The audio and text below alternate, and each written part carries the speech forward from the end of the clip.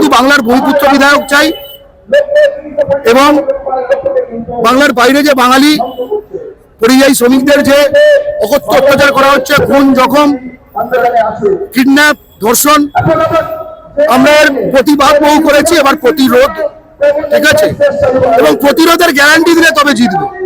ওটা আমরা আর কান্না করার জন্য আসবেন, সমবেদনা কান্না, ঠিক আছে, আমরা এখানে কি সাংস্কৃতিক প্রতিবাদ করব হারমোনিয়াম বাজিয়ে, এসব হবে না, ঠিক আছে, কলসি বাজাতে হবে, হারমোনিয়াম অনেকদিন হয়েছে, বুঝতে পেরেছো তো। তৃতীয়, এই যে ফিরবে যারা ওখানে মার খেয়ে ফিরছে, তাদের জন্য ভূমিপুত্র সংরক্ষণ চাই। এখানে যত টাকা করার যত রকম সাধন রয়েছে, পুঁজি চাকরি, বাজার, জমি, টেন্ডার, টোটো লাইন, খনি, বন্দর, জনবিন্যাস, জনপ্রতিনিধিত্ব, সব কিছুতে ভূমিপুত্রদের অগ্রাধিকার সংরক্ষণ চাই এবং যারা ফেরত আসছে তাদের অগ্রাধিকারের ভিত্তিতে।